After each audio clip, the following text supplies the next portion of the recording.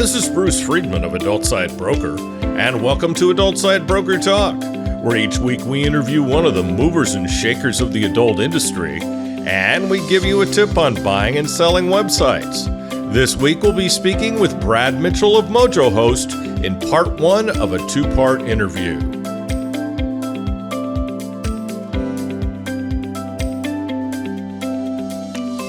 There's some upcoming events we'll be attending. December 3rd and 4th, I'll be at Affiliate World Conference in Bangkok. December 7th through the 9th, I'll be sponsoring AW Summit Elite in Koh Chang, Thailand. And to start the year right, I'll be in Hollywood for XBiz LA. I hope to see many of you at these events. If you'd like to sit down and discuss business at any of these shows, contact us at adultsidebroker.com. We're proud to announce our latest project, thewaronporn.com. You'll find articles on age verification laws and other attacks on our industry.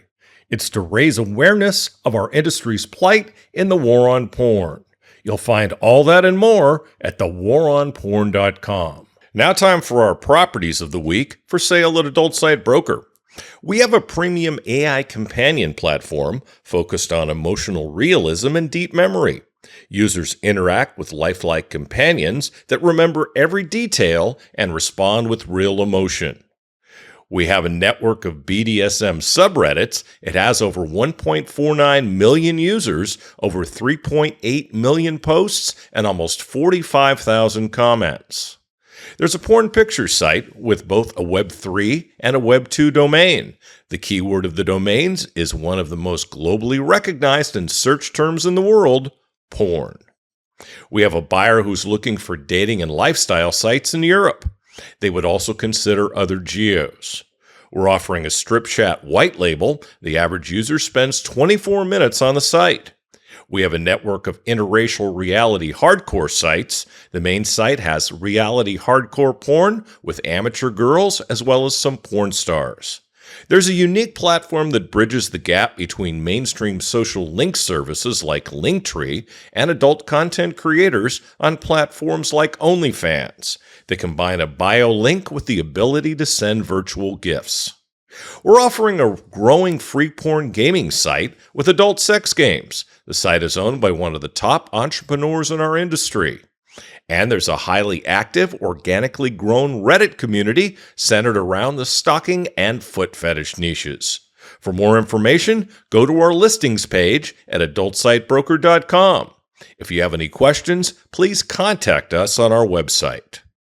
Now time for this week's interview. My guest today on Adult Side Broker Talk is our returning champion, Brad Mitchell of MojoHost. I just stole that from Bill Maher. Brad, thanks for being back with us on Adult Side Broker Talk. Hey, Bruce. Pleasure to be here. Thanks for having me again. That's 4 times, Brad. You're very brave. I thought the third time was a charm, so... It was a charm. We'll see if I can be charming again for a fourth. You always are.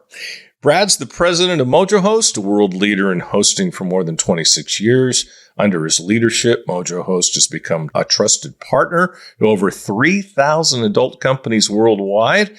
Update me if my numbers are off at all. Delivering unmatched reliability and service while always leading by example. Today, MojoHost is trailblazing the future of adult tech infrastructure with its new MojoAI offerings, while continuing to set the standard in cloud hosting, content delivery, and high-performance servers. With state-of-the-art facilities in Michigan, Florida, and the Netherlands, and a talented team of nearly 60 professionals, MojoHost stands as the industry benchmark for innovation, performance, and support. Brad's leadership and dedication have been recognized with more than 70 adult industry awards, celebrating his honesty, hard work, and MojoHost's commitment to excellence. Beyond business, he plays an active role in shaping and supporting the community, serving on the boards of the ASACP and Pineapple Support, while also being a proud supporter of the Free Speech Coalition. With a legacy of trust and a future defined by innovation, Brad and MojoHost continue to embody the standard of That's Good Mojo. Brad, MojoHost has been a leader in hosting for over 26 years, and now you're really trailblazing with MojoAI. Can you share your journey of discovering an AI? What inspired you to enter this space? And how do you see MojoAI shaping the future of adult tech infrastructure? Well, Bruce, that is quite the introduction and a terrific first question. So, my journey with AI has been, I would say, a kind of a cautiously long one. I think like everybody else in the world, we understand that we're at the dawn of something new and different, and the world's changing in ways that's very important. It's definitely a paradigm shift. And so, being a technologist and a web host, obviously, this is right up my alley.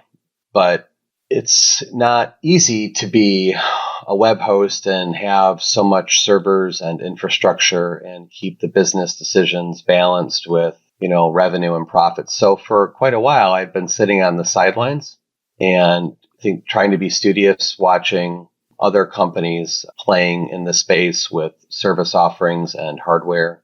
But, for me, really, I think some of the most interesting and exciting parts of my journey is just when I'm connected with clients and I can see the things that they're either doing with it or dreaming about doing with it, and when we have that opportunity to go to conferences, it's no time like the present because there's so many different conversations and so many new people to meet and so many more new ideas.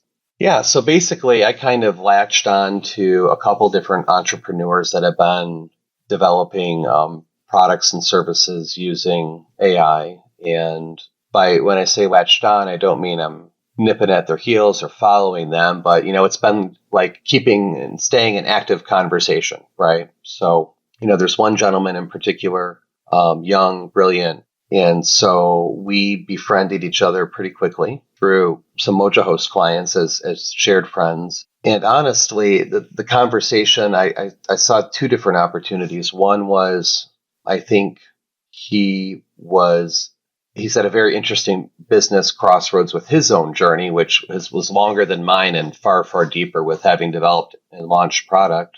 But it seemed like he could really have benefited. I found myself giving him some advice, and then that turned into some regular calls where I was kind of happy and excited to be doing some business coaching, like tell me what you're up to, what are your challenges, what are your goals, tell me what's really going on behind the scenes, and if I can help you in any way, I'm happy to do that. So I did that, and then long before we announced having any relevant product or service for AI, I had some different and specific inventory in hand. And so what I had done earlier on was I assigned some of the different hardware to a bunch of the companies that were already clients or that were already friends of mine so that they could experiment, so that they could run benchmarking and tests against other hosting providers, and so that I could get feedback.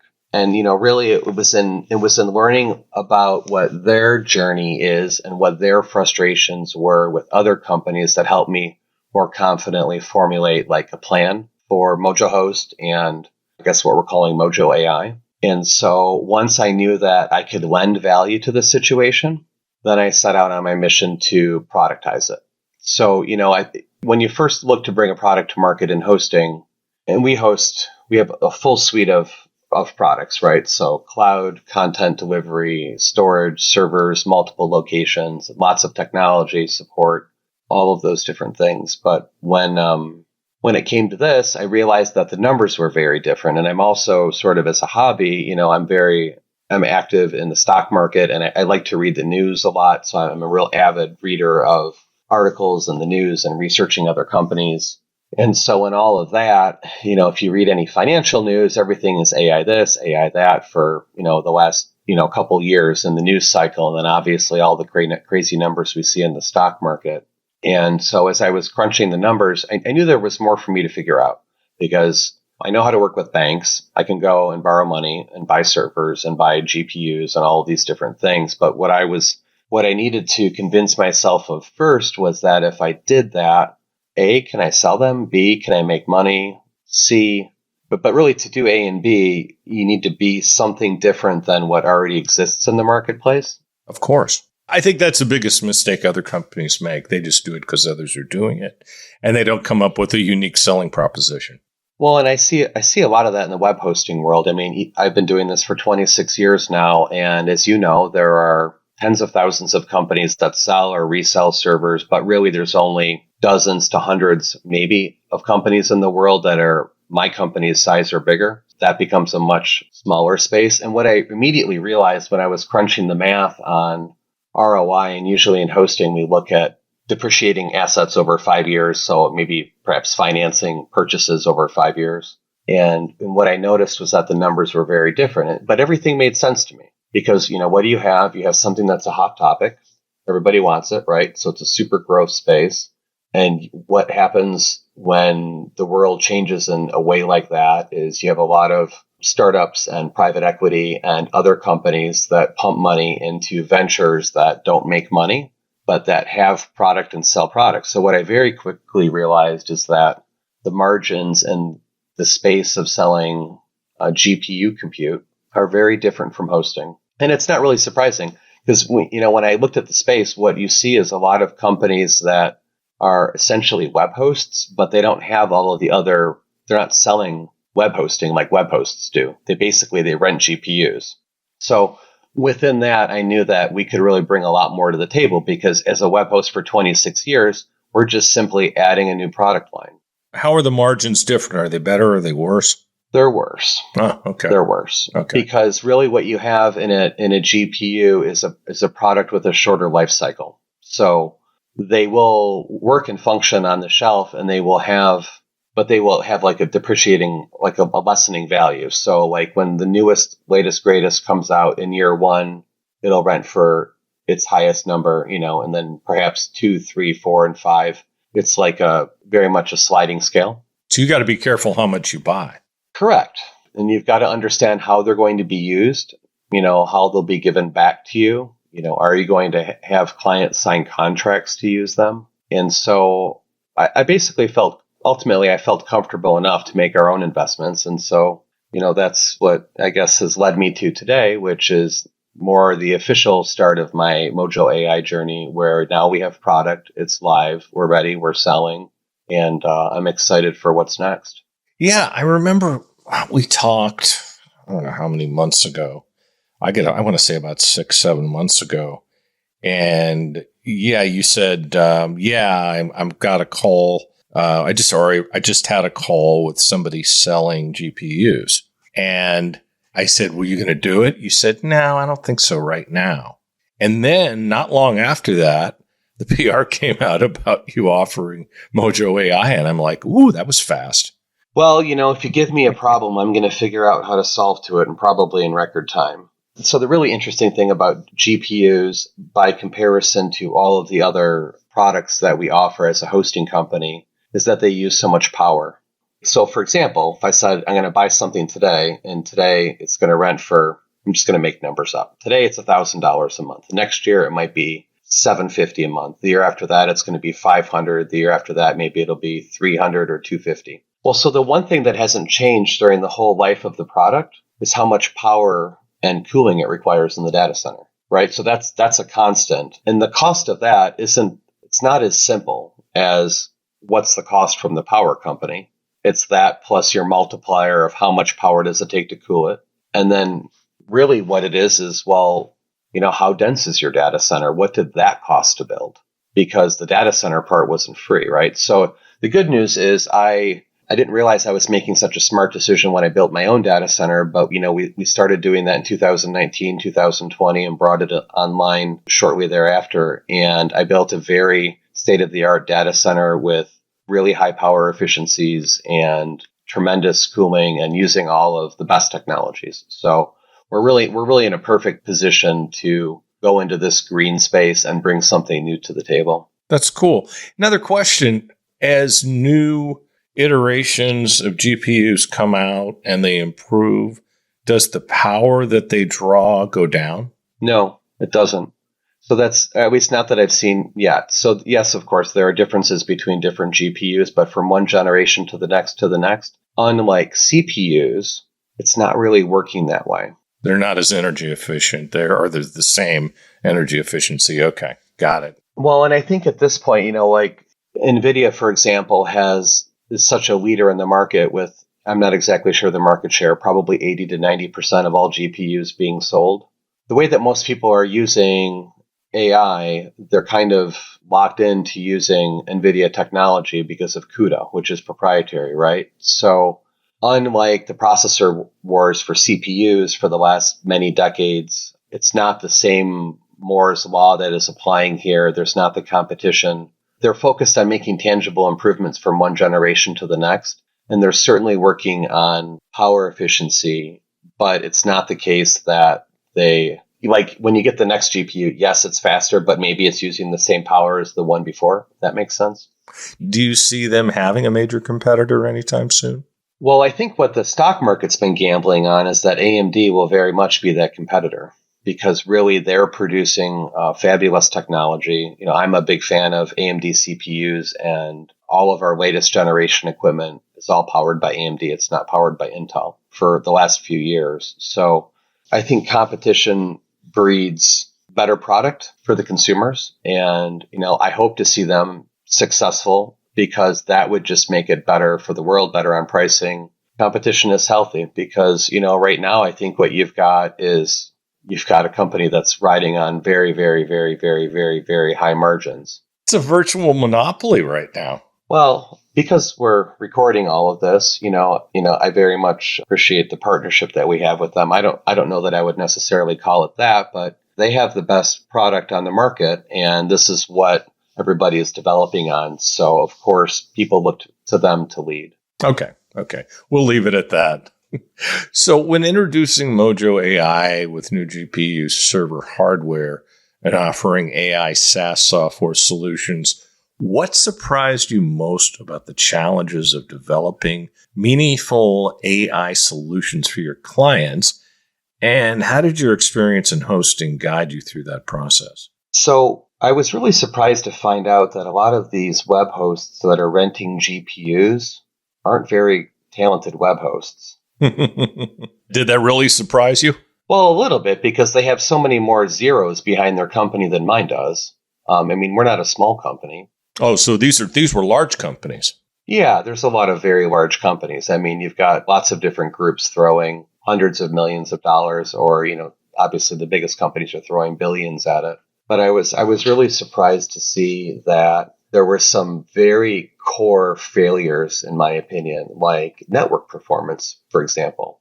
I hadn't imagined, with all of the complexity of things to solve, that in our own real world testing, my clients would A/B test MojoHost to other providers to find that the throughput from my servers and through my network was up to 10x faster. I don't know how they're doing their network engineering, but clearly there's some things they haven't figured out. I think what else surprised me is that there's a lot of capable web hosts, but that more of them aren't actually selling GPU and AI solutions. Because it seems like that would be the natural place to add, when you've got success in this realm providing service, like it would make sense that you would want to add in a product line. But I think really what happened is there's just an awful lot of other startups and less experienced companies doing this, because frankly, it doesn't matter if those entities ever make money. Those operators and investors will make money from the stock market. That's how they get their payday, not by actually having a positive EBITDA. And I think the last thing I would say on that, when we start talking about SaaS or software as a service solutions, is I was surprised, and I think I had a lot of conversations at even some of our industry trade shows when I was meeting different companies that were marketing solutions as being AI or AI powered.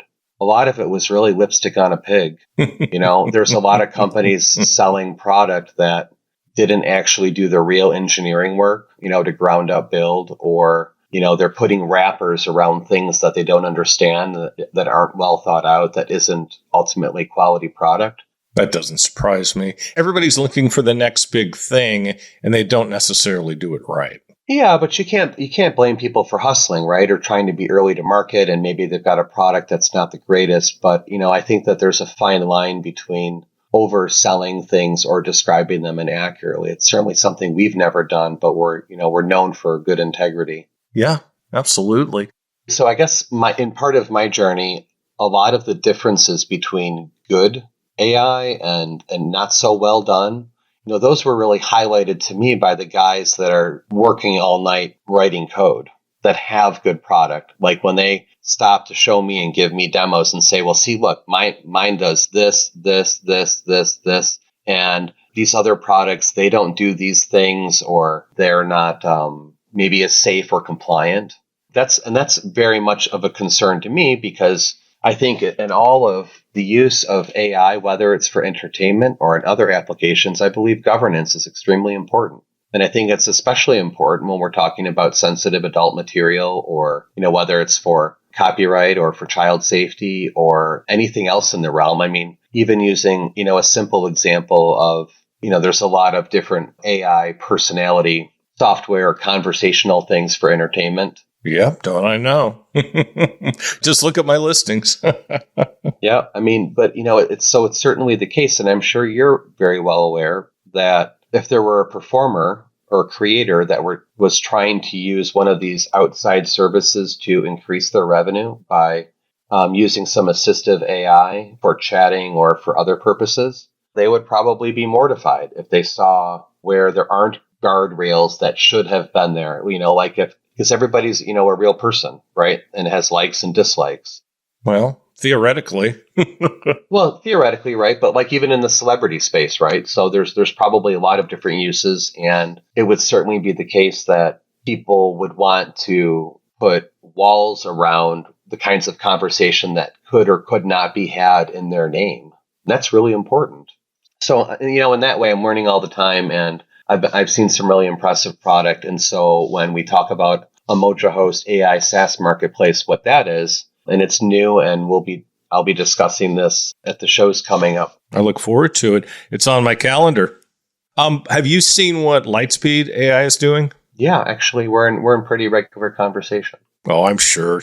Steve's a throwback, man. We're all veterans, We're all veterans. We had lunch last time I was in Arizona. I'm sure we'll do it again in the spring. Hey, something else that spurred a question from your last answer. You were talking about public companies. Do you ever see a day where Mojo goes public? It's possible. Don't forget those friends and family shares, Brad. So it's not something that we're working on currently, but what I've always strived to do year over year is to up our game and be prepared and ready for the future. And in the ways that we can do that now, and we're doing that. So, this year, for example, we're actually going to change by the end of the year from cash-based accounting to GAAP accrual accounting. It's just different accounting standards. So it's not something that's required of a U.S. company unless revenues are beyond 20 million. And we're not quite there yet, but we're not really that far away. That is so awesome, Brad. I'm so proud of you. I've known you for so long. To hear those kinds of things, it just blows me away, because I knew you when, And I'm proud of my friends who are successful. And God, you've been successful.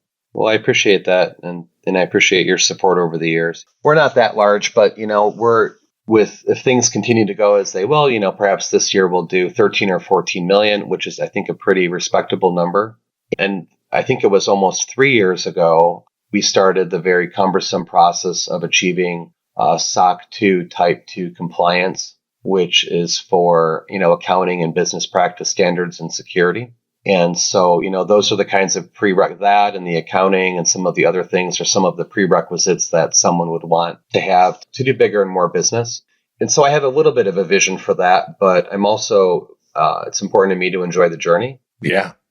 You don't want to be beholden to shareholders or a board of directors. I was talking to somebody today who is, and it's not a good situation at times. That's unfortunate. Well, it can be very difficult. It's certainly, anyone who's ever been in a partnership knows that can be very difficult. I know for a very long time, I've had multiple business partners over the years, and I'm in a good place now as the sole owner at Mojo. But I'm open-minded to it. And like I said, I'm not specifically on that journey, but I have a vision for it. And if part of my MojoAI endeavor, if that were to get more air under its wings, really anything's possible. I'm sure you'll do it well. You shared with me that you've made a serious investment in new hardware. So what does that mean to you? How much money did you spend on it? What are the risks? What is MojoHost doing differently and better than the rest to compete against giants like AWS and RunPod? Yeah, this year it was a little bit capital heavy. Not a little. I mean, a lot. So really this year, I've spent, the company has spent about $3.5 million in new hardware. And, that's not a small number. I mean, really, in the scheme of things, just to give some perspective, I would say, and I don't know the exact number, but since I started in late 2019 buying infrastructure items for the data center, before I even had a plan, I was putting orders in for generators. But, really in the last 5 years, we've spent more than 20 million, to build the data center, buy servers, new network, all these things. And so, the investment this year was significant because, as somebody who manages to the bottom line, I feel very responsible to all my employees for the success and health of the company. So I wanted to be very strategic. So it's finally the case that all of the original financing that I did for the data center, one contract at a time, they're all paid off. I built all of this infrastructure on a very short, basically 5-year schedule of payments. Most large businesses obtain much longer term 7, 10, 15-year loans, through the SBA or through other areas. But I basically took it upon myself to do it in a very unbanked way. And I used dozens of banks. And so for that, I'm real happy. But as it came to be this year, there was a point where my spend was around $2 million. And that was the point at which I said, well, realistically, I can either pay myself and my teams more, or we can just take the next step and invest more in MojoHost's future with, hopefully you put the money out there and then, you hope to bring the cows in from the pasture, right? I'm sure you're not paying yourself much based on everything you're telling me. You'd be surprised. And that's maybe a whole other conversation that I don't want to get into, but I had this reckoning. It'll just depress you, right? Well, listen, I'm certainly a very blessed guy. I've got a successful company, but I guess what I would say about pay is that I had this moment in the last few years where I realized I was really getting close to 50 years old and that I had been doing this for so long. And somewhere in my brain, I wasn't really giving myself raises over very long spans of time. And then I had to contend with myself. Like, do I have enough in my retirement? No. I thought I was making a lot of money. Do I make a lot of money? Well, I guess maybe, sure, by comparison to the rest of the world.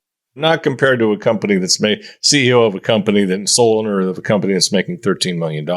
Well, I don't know. So I guess here's what I do know. I know that MojoHost is great because I always reinvested in the company and in my staff, and I take care of my people. I give very rich benefits, and we're very generous in that way. Your people love you. That I know for sure. Yeah, I mean, we're great to our clients. We're great on technology. I'm always looking ahead for the clients, for my staff, and for the company. And so, I guess the upside is that we are positioned the way that we are today, which is very strong. We've got great product. We have a great team. We have great process. And so we're really ready for any amount of growth that I can bring to the business right now. And maybe I can't honestly say that would necessarily be the case if I had seen every opportunity to squeeze money out of the lemon for myself and done it. Because in doing that, I would probably have less of the valued team that we have today.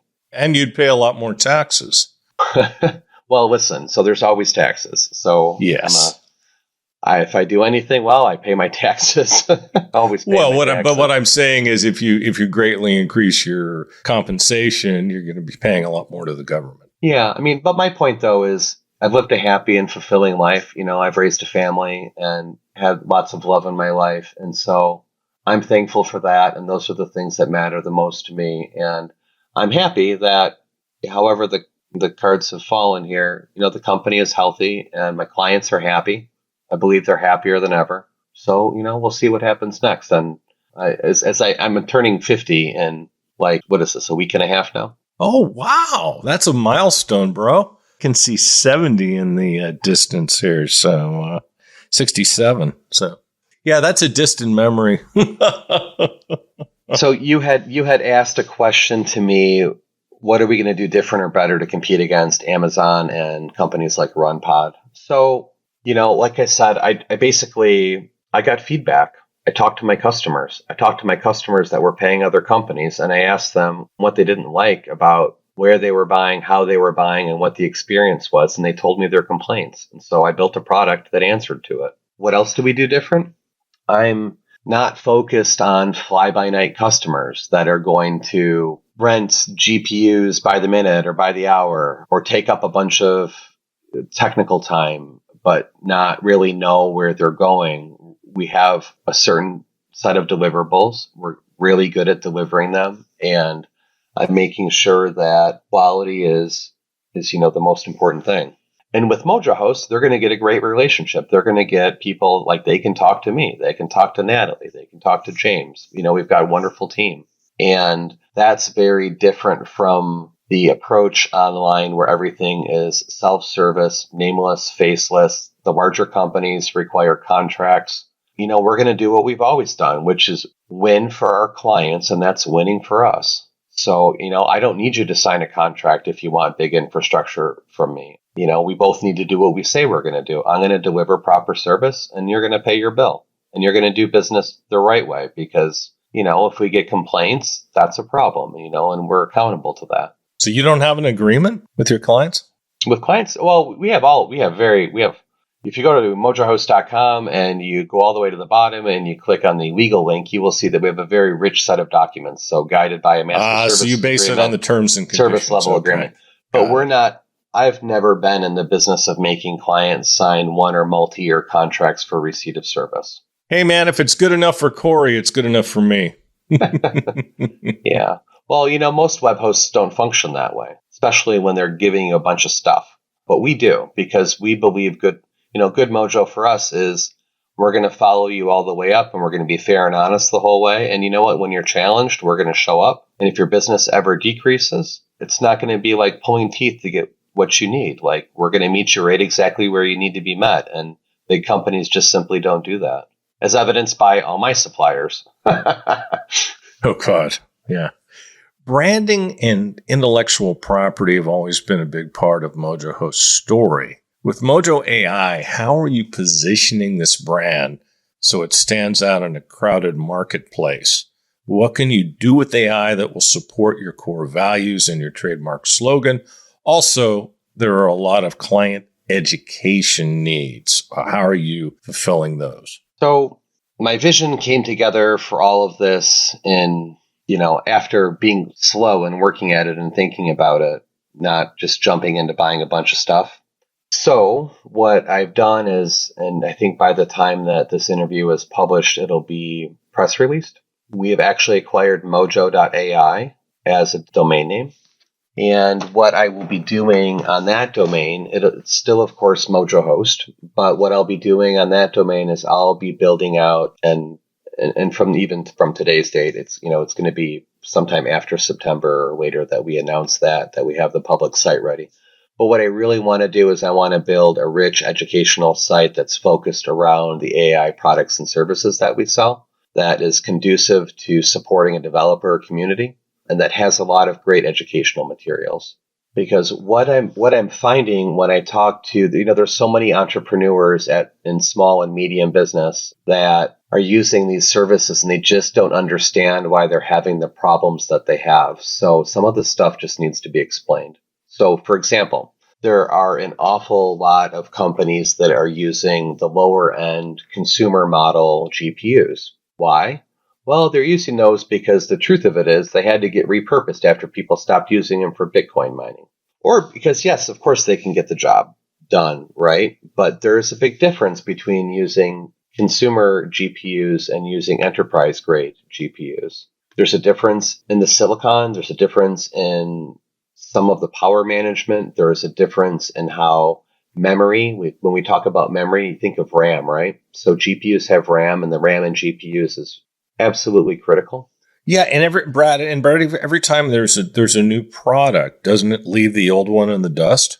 So that's not exactly the case. So I'll explain that in a moment. But I guess my point, though, is that what I was finding in a lot of conversations is some of these really smart people that I met, they didn't understand some very fundamental differences in the hardware. So basically, they were explaining to me, well, Brad, so what I do is I rent this list of GPUs from company A, and every time a server goes down or offline and we're not sure, we basically we release the server, we give it back through the customer portal, and then we grab a new one, hoping it's on different hardware. Like, well, why would you want to do that? What does that actually cost your business? Customers. Well, right. So how does that change the customer experience? Or what happens when that happens in the middle of the night when you're sleeping? But, some of the things they just really aren't aware of. I mean, fundamentally, the problem is they use lots of power and they create heat, right? So what's the problem with using a consumer GPU? Well, the real problem is thermal. Because a consumer GPU, you imagine you're looking at a PCI card, right? Think of the green board, right? It's flat and it's sitting on the motherboard. That's a PCI card, right? So imagine that's a GPU now. So the problem with consumer hardware is it's got fans on the side of the GPU that are blowing air from the side. That doesn't work that way. It doesn't work that way anywhere. Like, heat wants to rise, cold air wants to fall down. So the first fundamental difference between consumer and enterprise GPUs is that you need front to back air motion. You need a blower motor that is essentially taking the cool air that would come in through the front of a server and then bring it through the card and then push it out the back. And so what is on top of the GPU inside of a GPU card, where the blower motor is what's like a heat sink, like what's on your computer CPU. So that has a lot to do with what's the reliability, why do those servers go down a lot, and then there's another significant thing, which is that consumer GPUs aren't given error-correcting RAM. That means, in a dumbed-down way, like 1 + 1 might sometimes equal 3. So, for example, Bruce, I know you've got as much time on computers or more than me. I'm sure you've seen a blue screen, right? Macs don't really get those, but anyway, go ahead. Okay, but before you had one of those, did you ever have? Yes. I had a PC, yes. So the problem with consumer hardware is that when there is a memory error, it basically freezes. And so the difference between consumer hardware and enterprise hardware, all the ones and zeros and the way that it's all put together, it's essentially redundantly designed so that way it will actually correct the error. But the other thing that will happen is if it does result in like a system failure, it's logging that somewhere. In a piece of consumer hardware, whether it's the actual computer or server that something is in or the GPU card, you're not going to really necessarily know what the error was or even that it was a memory error. So you can't troubleshoot it. So that's why it's really important in a proper hosting environment that everything is enterprise. And that goes for motherboards, super important, the networking cards, the GPU cards. So, one of the other differences is when you're buying enterprise grade GPUs, they have different drivers that work better. And sometimes, no, they don't work better, but they have different drivers. And so there's different expectations placed on those. Yeah. So, in terms of supporting core values, what are we going to do? We're going to do the same thing we've always done. But now we're just going to add, GPUs and other AI products and services. We're going to continue to teach our clients, try to show them the light. Some people, you can lead them to water, but you can't make them drink it. And that's okay, too. But the truth of it is, what we're looking for is we're looking for the guys and the ladies that are in development with good product, or they're coming to market, or they've just come to market, and now it's getting important because it's either making them money or it's losing them money. And we know that when we do things right, we can show them the way to be better at it. If I can help people make money, that's good mojo. You can help people make money, you make money, and everybody's happy. That's what it comes down to, right? Yeah. My broker tip today is part 5 of how to buy a site. Last week, we talked about how to determine the value of a site, how to negotiate the sale, and how to get to the point of drawing up an agreement. So now you're talking to your attorney and you're having them draft an agreement. What should be in it? Well, your attorney should guide you through the legal side, but here are some considerations to keep in mind from a buying standpoint. What's the date you'd like to close? Make sure you know you'll have the money to either pay the deposit or the entire amount of the purchase by that date. I've had buyers who aren't ready, and that just causes issues. Make sure that all of the assets you're purchasing are in that agreement, such as every domain included in the sale, processing and payment accounts, relationships with vendors, all records including 2257 data, software to run the sites, and any other assets such as source code for the sites. Of course, it should spell out any payment schedule if there is one. Who's responsible for closing costs, such as paying for escrow? And there are always terms that are unique to yours and the seller's situation. This assumes you're the party responsible for drawing up the agreement. If the seller is drawing up the agreement, then it's important that you express all of this to your attorney so they can check the seller's agreement and see if any changes are necessary. We'll talk about this subject more next week. And next week, we'll once again be speaking with Brad Mitchell of MojoHost in part 2 of our interview. And that's it for this week's Adult Side Broker Talk. I'd once again like to thank my guest, Brad Mitchell of MojoHost. Talk to you again next week on Adult Side Broker Talk. I'm Bruce Friedman.